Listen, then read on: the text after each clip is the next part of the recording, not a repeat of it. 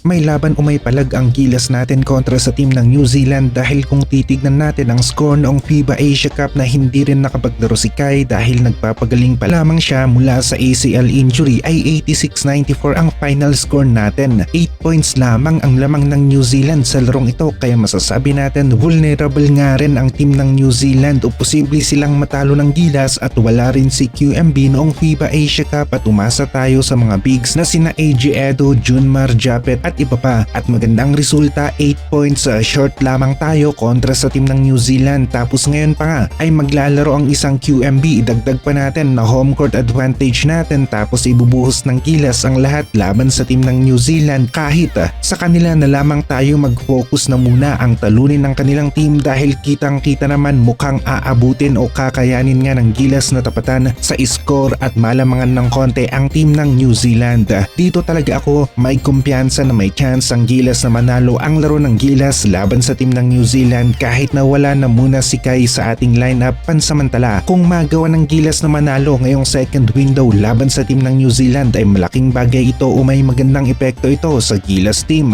sa kanilang pagiging kwalipikado sa FIBA World Cup 2027. Pwedeng sa top 2 tayo bumagsak ng Group A at mas gaganda ang chances natin na makwalify nga sa FIBA World Cup 2027. Sa nakikita natin mukhang mauuwi sa madugong dikitan na score ang laro ng Gilas laban sa team ng New Zealand. May nagbago kasi sa lineup ng Gilas mula sa FIBA Asia Cup lineup nila. Wala talaga tayong Kai, wala pa tayong QMB noon pero ang lamang ng New Zealand sa score ay 8 points lamang tapos ngayon sa FIBA World Cup Asian Qualifiers second window na tayo meron na tayong QMB home court pa natin may edge o advantage tayo pagdating sa mga fans. Mas maganda sana kung merong Kai mukhang tayo pa nga ang makakalamang. Kung ayos lamang si Kai Sotto pakiramdam niya na sa kondisyon siya pagkatapos ng back-to-back games nila laban sa team ng Sun Rockers sa Shibuya at gustong maglaro para sa Gilas posible na magbago pa ang isip ng EWP isa sa handler ni Kai pero depende nga ito sa kondisyon ni Kai Sotto pagkatapos ng back-to-back games nila kontra sa team ng Sun Rockers sa Shibuya. Kung kakayanin ay maganda kung hindi naman ay ayos lang bigyan natin ng panahon ang ating big man at magtitiwala ako sa QMB Junmar at AJ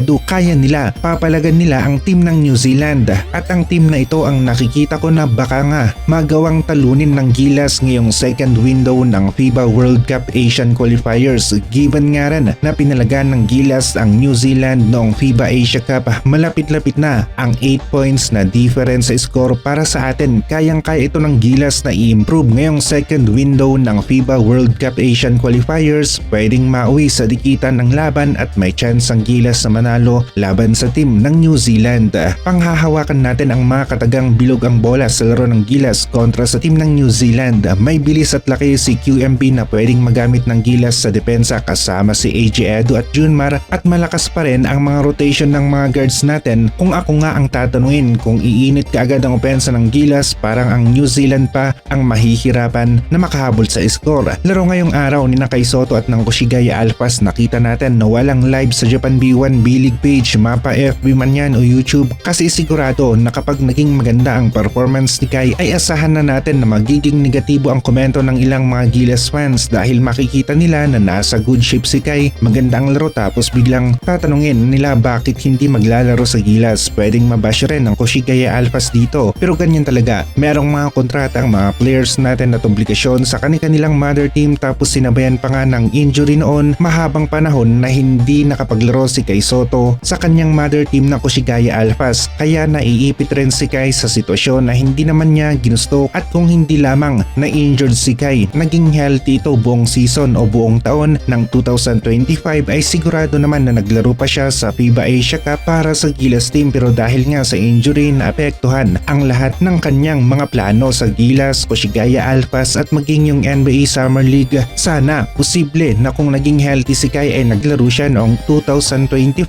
NBA Summer League pero yun nga nadali ng injury ang ating pambato na big man.